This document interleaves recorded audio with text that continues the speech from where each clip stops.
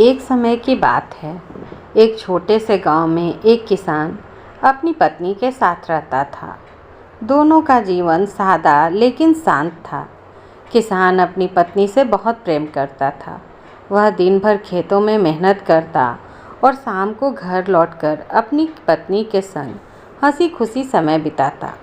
परंतु इस सुखी जीवन के पीछे एक रहस्य छुपा था। किसान की पत्नी किसी और से प्रेम करती थी। वह कोई साधारण मनुष्य नहीं बल्कि एक इच्छाधारी सांप था। जब किसान खेतों में काम करने चला जाता तो वह सांप मानव रूप धारण कर घर आता और उसकी पत्नी से मिलता। शाम होते होते वह फिर सांप बनकर जंगल की ओर चला जाता। एक दिन किसान अपना काम जल्दी निपटाकर घर लौट रहा था।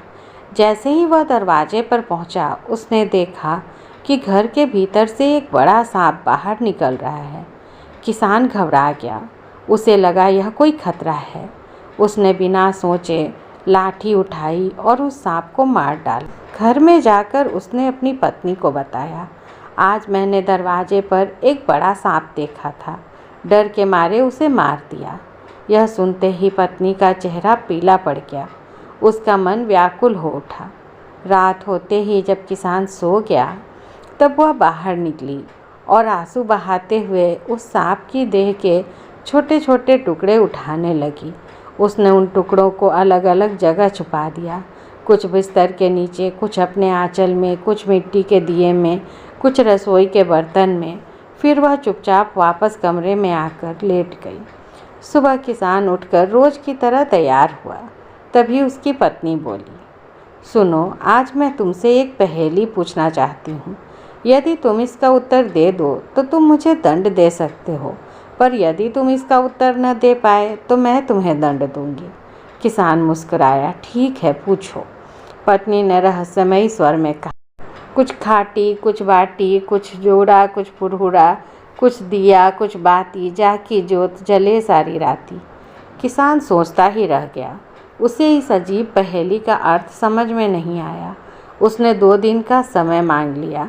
2 दिन बाद भाई दूज है। मैं अपनी बहन से मिलकर आता हूँ, फिर जो हो सो हो। पत्नी ने अनुमति दे दी। किसान अपनी बहन के घर पहुँचा तो उदास था।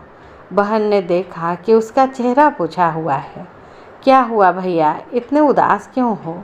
किसान ने भारी स्वर में सारी बात कही, सांप, पत्नी और वह अनोखी पहेली। बहन चौंकी, ये कैसी पहेली है? इसका कोई मतलब ही नहीं समझ आता। फिर बोली, आप चिंता मत कीजिए, मैं कुछ उपाय निकालूंगी। आज आप आराम से सो जाइए। भाई तो थककर सो गया, पर बहन को नींद नहीं आई। वह सोचती रही, आखिर यह रहस्य क्या है? वह रसोई में बैठी थी, तभी कुछ अजीब हुआ। रसोई के बर्तन, झाड़ू और दिए आपस में बातें करने लगे।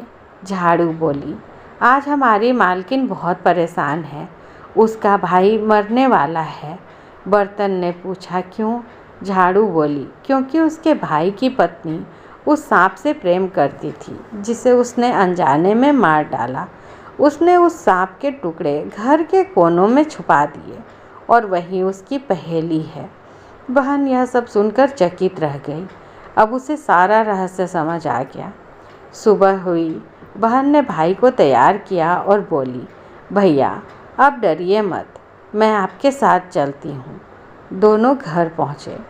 पत्नी ने व्यंग्य से कहा, क्या बात है, अब तुम अपनी बहन को भी लाए हो? बहन बोली, हाँ भाभी, भैया की तरफ से मैं आपकी पहेली का उत्तर दूंगी। अगर मेरा उत्तर सही हुआ तो फिर आप मेरी बात मानेंगी। पत्नी ने हंसकर कहा, ठीक है, पर यह असंभव है।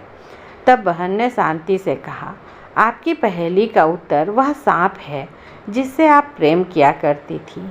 यह कहते ही उसने घर के कोनों से सारे छुपे हुए स्थान दिखाए। बिस्तर के नीचे से, दिए के भीतर से, आंचल में रखे कपड़े से, हर जगह वही लपेटे हुए टुकड़े निकले जिन्हें पत्नी ने छुपाया था। पत्नी स्तब्ध रह गई। उसका अपराध प्रकट हो चुका था। वह जमीन पर गिरकर रोने लगी।